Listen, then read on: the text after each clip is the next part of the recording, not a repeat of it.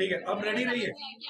जब we not the थी तो हाँ देखते रहिए। अब एक सेम मास है आर रेडियस सॉलिड स्फीयर, अब मैंने इसको वेलोसिटी तो दी है। देखिए अगर मैं इसको इधर वेलोसिटी दूं तो प्योर रोलिंग किधर होगी, फाइनली इस डायरेक्शन में जाएगा।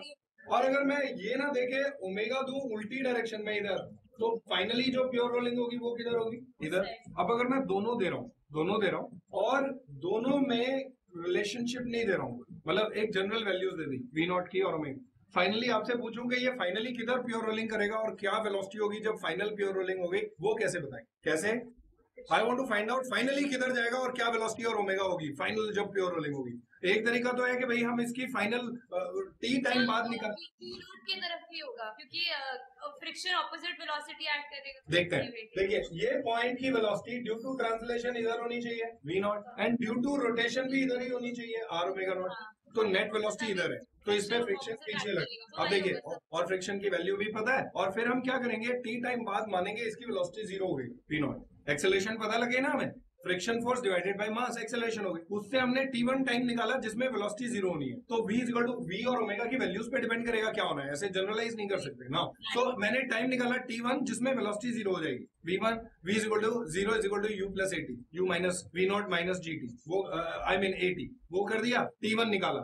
फिर मैंने दूसरा टाइम निकाला, एंगुलर एक्सेलरेशन मुझे पता लग गई कांस्टेंट है या नहीं भाई, फ्रिक्शन फोर्स इधर लग रही है, that into r is the torque divided by is the alpha, और उससे मैंने निकाला कि शुरू में omega is anti clockwise omega naught और फाइनली जीरो हो जाए, उसके लिए टाइम माना t2। सपोज t1 और t2 निकल गए, वैल्यूज दी हुई, सपोज t1 कम आया, व्हाट डज दैट मीन कि वेलोसिटी v नॉट पहले जीरो हो जाएगी, तो हाँ पहले वेलोसिटी जीरो होगी और फिर वो हाँ प्योर रोलिंग में बाद में कन्वर्ट होगा। तो ये question now gets broken into two, क्या कि यहां से वेलोसिटी जीरो हुई, जब वेलोसिटी जीरो हुई तो अब खाली ओमेगा बच गई कुछ रेजिडुअल, और वो ओमेगा वाला क्वेश्चन वही हो गया जो अभी पहले किया था कि प्योर रोलिंग कब शुरू होगी, अभी किया था ना थोड़ी देर पहले कि ओमेगा दे दी खाली, जब ओमेगा होगा तो हाँ ओमेगा प्योर ओमेगा वाली अभी की थी ना केस। अच्छा दूसरा, अगर सपोज t2 कम आ जाए तो ओमेगा पहले जीरो हो जाएगा, तो ओमेगा जीरो हो गया किसी इंस्टेंट पे और वेलोसिटी वी नॉट है, वी डैश है अभी, वो वी डैश के बाद फिर से वही कहानी हो गई जो पहले कर रहे था। अब देखिए ये दोनों तो हो गए, ये दोनों हो गए गधा मजदूरी वाले। हाँ angular momentum conservation, you answer बताएगा, बिगनिंग में कुछ सॉल्व नहीं करना। देखिए कैसे, आप सिर्फ एक चीज देखिए कि इसका एंगुलर मोमेंटम इस पॉइंट के अबाउट शुरू में क्या है बताइए। सर कौन सा पॉजिटिव ले रहा है डायरेक्शन, कोई भी ले लो, m v naught into R minus 2/5 mr। अब अगर ये चीज ध्यान से देखिए, ये चीज जीरो है, अगर सपोज शुरू में जो वैल्यूज दी है रख के देखा, अगर ये जीरो है तो पता है क्या होगा, फाइनली इसका एंगुलर मोमेंटम जीरो होना है, यानी कि ये रेस्ट में आ जाएगा, जहां पे भी रुकेगा, जहां v नॉट जीरो होगी वहां ओमेगा नॉट भी जीरो हो जाएगी। समझ में आ गया? अगर ये चीज पॉजिटिव है शुरू में तो फाइनली भी angular momentum has to be conserve, तो फाइनली इसे इधर ही जाना है। Are you getting it? और नेट एंगुलर मोमेंटम ये है, so net angular momentum is equal to 2/5 mr square into omega plus mvr, and v is equal to r omega. यहाँ से v और ओमेगा निकल जाएंगे, हमें बीच में क्या हुआ वो सोचना ही नहीं है। यू गेटिंग दिस भाई? फाइनली, और अगर ये नेगेटिव आया व्हाट डज दैट मीन, तो मतलब ऑपोजिट डायरेक्शन ओमेगा की तरफ जाएगा, फाइनली इधर जाना है इसे, और v और ओमेगा इससे ऐसी इक्वेशन से निकल जाएंगे। Have you understood this? And this is the superior method. अब मैं इसमें ये मैंने इस इक्वेशन में दोनों नेगेटिव ले रहा है। यस, अब ये सब तो एरोडॉब लेवल है। अब देखते हैं जिस जिसको ये समझ में आया वो कितना आंसर कर पाएगा। रेडी रहिए। एरोडॉब में क्वेश्चन है कि भाई एक ब्लॉक है, हॉरिजॉन्टल वेलोसिटी दे दी उसको, ब्लॉक को रफ सरफेस पे रख के, ये रहा ये question, m mass cubical block of mass m radius, mass m length है ईच साइड है, और बोलते हैं इसको v not velocity the rough surface पे, तो ये थोड़ी दूर जाके रुक जाएगा या नहीं? रुक जाएगा या नहीं पहले ये बताओ? फ्रिक्शन की वजह से रफ है। अब उनका कहना है कि भाई अब ये पॉइंट अगर ले लूं, इसके अबाउट एंगुलर मोमेंटम शुरू में कितना है, m v naught into R, कहां से दिख रहा है ऐश्वर्या जी? L/2। हाँ m v into perpendicular distance L/2, right. Angular momentum ये है शुरू में, और फाइनली रुक क्या, mg is equal to normal थोड़ा टॉप देगा कि फ्रिक्शन रोटेट करने की कोशिश करेगा तो उसे रोकने के लिए नॉर्मल। ये जो एंगुलर मोमेंटम है वो है m v naught into L/2 initially, finally हो गया zero, why is the angular momentum and friction force यहीं से पास हो रही है उस पॉइंट से. So how can angular momentum not be conserve? तो उसको एक्सप्लेन करिए. ये इरोडोव में क्वेश्चन है. उसका एक्सप्लेनेशन ये है कि भाई mg equal to normal reaction है, बट वो नॉर्मल रिएक्शन अभी ये फ्रिक्शन इसको रोटेट करने की कोशिश कर रही है यूं, और अगर यूं रोटेट करने की कोशिश कर रही है तो ये वाला साइड ज्यादा दे रहा है, तो नॉर्मल रिएक्शन थोड़ा राइट में शिफ्ट हो गया है. और वो normal reaction though it is equal to mg, but still उसका आर्म लेंथ, उसकी जो डिस्टेंस है इससे डिस्टेंस और डिफरेंट ज्यादा हो गया, इसलिए नेट टॉर्क एंटी पूछा भी था कि नॉर्मल कितना, मतलब कुछ था डिस्टेंस शिफ्ट हो जाएगा. यस, ठीक है, गुड. अब यहाँ तक सब इरोडोव का मान, ये सब जो फंडे थे ये सब इरोडोव का मान था. रेडी? एक और क्वेश्चन था, वो नहीं आया. वो जब रोटेट कर दिया स्फीयर को और एक कॉर्नर में रख दिया, हाँ, फिर रुकेगा, मतलब उसका क्वेश्चन नहीं समझ आया कैसे करेंगे. इरोडोव है क्या? लेके आओ जरा. है, रखिए. नहीं, यहाँ पे है.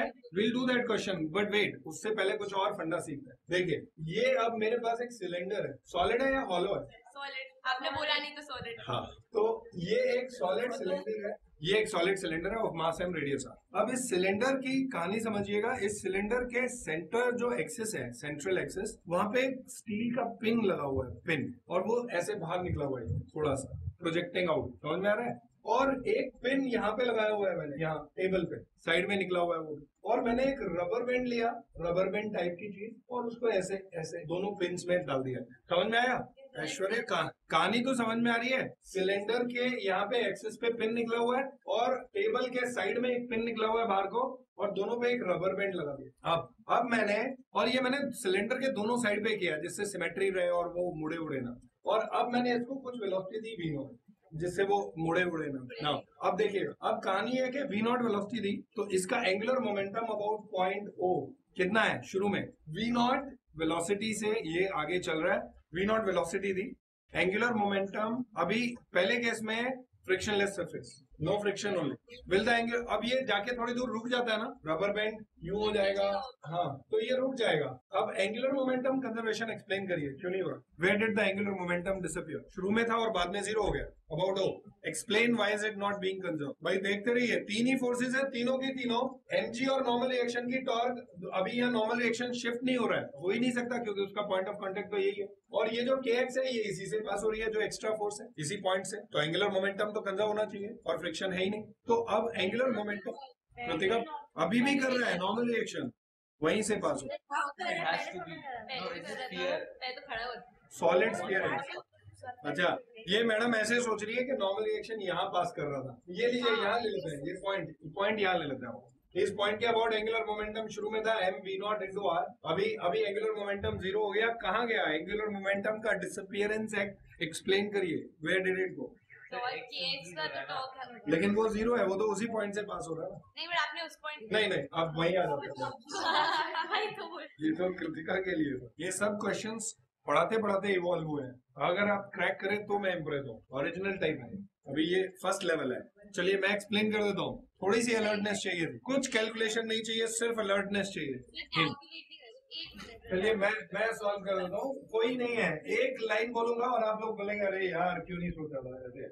वो ग्राउंड से कांटेक्ट लूज करता है, तो इसलिए नॉर्मल का कांटेक्ट तो कहीं लूज ही नहीं कर रहा है, टच में रह के चल रहा है, फ्रिक्शनलेस. चलिए ये लीजिए, आंसर लीजिए. देखिए एक चीज, आप लोग अगर थोड़े से भी अलर्ट होते तो आपको ये समझ में आता, kx फोर्स इधर लग रही है, तो kx का एक वर्टिकल कंपोनेंट है, एक हॉरिजॉन्टल कंपोनेंट है. तो in this case mg is not equal to normal reaction. Normal reaction is more than yes. So ये देखिए, ये होते हैं original problem. n is greater than mg, और n अब ज्यादा हो गया mg से. तो अब देखा जाए, इस फोर्स की टॉर्क तो जीरो है, लेकिन n की जो टॉर्क है एंटी क्लॉकवाइज, वो क्लॉकवाइज. ये समझ में आ गया. अब आपको जब ये सब समझ में आ गया, नाउ एक डीकेडी क्वेश्चन देता हूँ. Decade, now this is m mass r radius, m mass r radius, and this is a sphere. ध्यान दीजिए, on a which is on a frictionless surface. अब देखिए, सारा ज्ञान दे चुका हूं मैं. ये स्फीयर, ये इसका मास इज m/2, प्लैंक का मास. सॉलिड है, हाँ लॉजिक ही बता देंगे, वो भी चलेगा. सॉलिड है या हॉलो है स्फीयर? गुड. नाउ अब देखिएगा, इस स्फीयर को मैंने v नॉट वेलोसिटी दी और जेंटली इसके ऊपर रख दिया. ये काफी लंबा है प्लैंक, कि इसके ऊपर से गिरे ना. और प्लैंक के नीचे फ्रिक्शनलेस सरफेस है, ये सरफेस फ्रिक्शनलेस है, there is no friction. The plank की velocity. प्लैंक और स्फीयर के बीच में फ्रिक्शन है ऐश्वर्या जी।